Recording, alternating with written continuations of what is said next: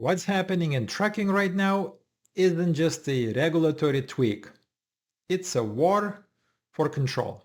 This week, Transportation Secretary Sean Duffy went on social media and proudly announced that the US Department of Transportation is cracking down on states and carriers who don't comply with federal safety rules. His words, not mine. Noncompliance will have serious consequences. Translation: Washington is ready to punish anyone who does not bend the knee. And let's be honest, that line, serious consequences, isn't about safety. It's about power, it's about leverage. And it comes conveniently right after a tragic U-turn crash in Florida that killed 3 people. Horrible accident, of course.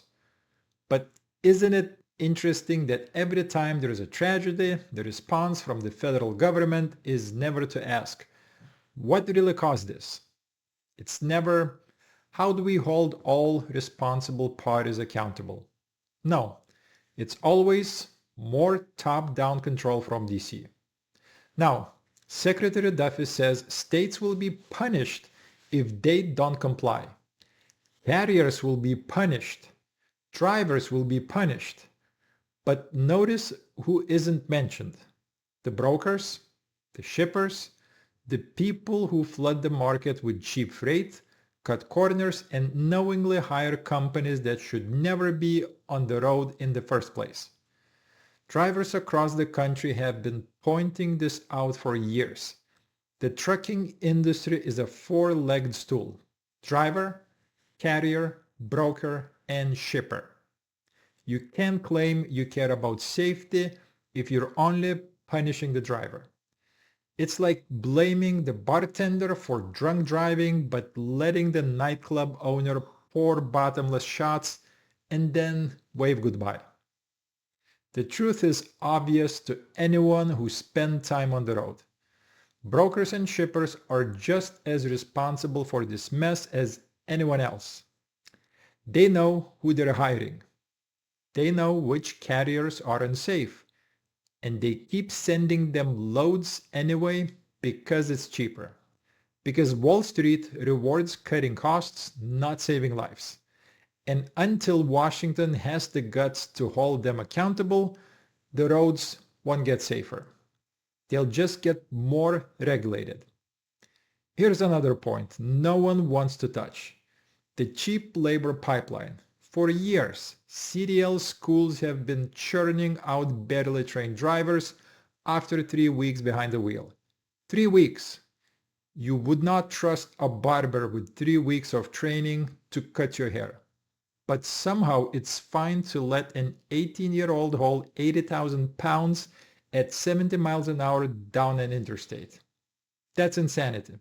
The veteran truckers will tell you what's really happening. Washington and big industry groups are pushing to get more young, inexperienced, and often foreign drivers behind the wheel, not because it's safer, but because it's cheaper. Think about that. These are the same people who will tell you they care about safety. Yet, they're fast-tracking CDLs for anyone with a pulse. Why?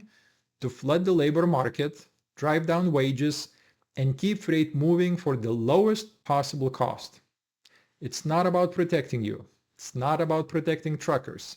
It's about protecting corporate margins. And it's killing the culture of trucking. Ask any veteran. The CB radios are silent. The camaraderie is gone.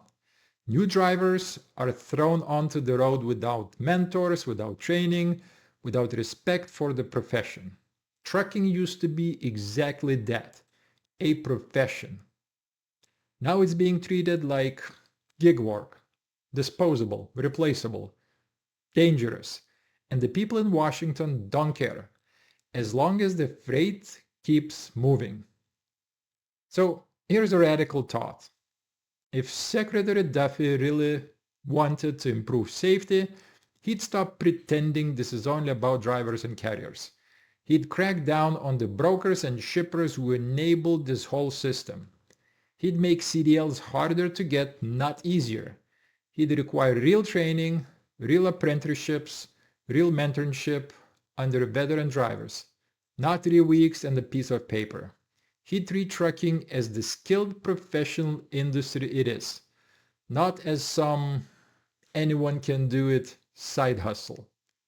But he won't, because that would upset the people writing the campaign checks. That would mean higher freight rates. That would mean telling brokers and mega carriers they can't cut corners anymore. And in our country, the lobbyists win every time. So what do we get instead? Grandstanding tweets about safety first. Press conferences on Fox promising painful consequences. And behind the curtain, nothing changes. The same unsafe carriers keep hauling freight. The same undertrained drivers keep getting licenses. The same brokers keep undercutting honest truckers. And the roads, they don't get safer. They get deadlier. It's all a scam. And if you're paying attention, you can see it.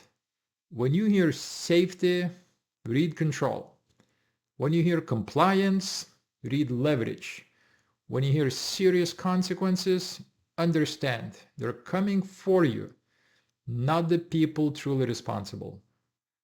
So here's the real question. Are Americans going to accept this? Are truckers going to sit back and let their profession be destroyed in the name of safety? Or are we finally going to call this what it is? A power grab dressed up as regulation fueled by greed and paid for with lives on the highway. Because the truth is simple. If Washington really cared about safety, they'd clean up the whole system. Until then, all of this is just theater. And by the way, if you think this story matters, if you think people deserve to hear what's really happening behind the scenes, make sure you like this video, subscribe to the channel, and share with other truckers. The only way this message gets out if you spread it. See you next time. Bye-bye.